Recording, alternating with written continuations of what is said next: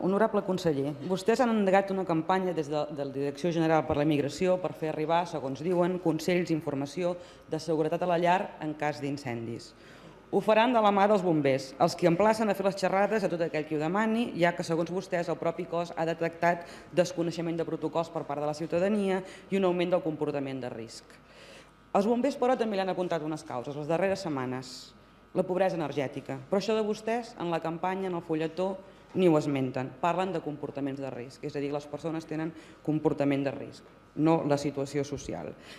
Per això li pregunto, conseller, tot i que haver tingut aquestes declaracions dels bombers, tot i que un 70% més de víctimes mortals són les que portem aquest any, del 2013 respecte al primer semestre del 2013, això vol dir 10 persones i 6, dit pels bombers, si realment són víctimes i clarament són víctimes d'aquesta pobresa, com és que la campanya no fa ni un esment a les conseqüències de la pobresa energètica, ni tan sols a la pobresa?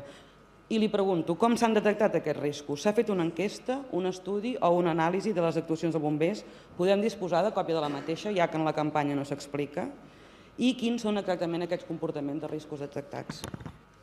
Sap què passa, conseller? Que no és de rebut que en comptes de fer campanyes o xerrades no facin accions. 0 euros en els pressupostos contra la pobresa energètica i 0 euros en el pacte contra la pobresa. I aquestes són les causes d'aquestes situacions, la pobresa energètica.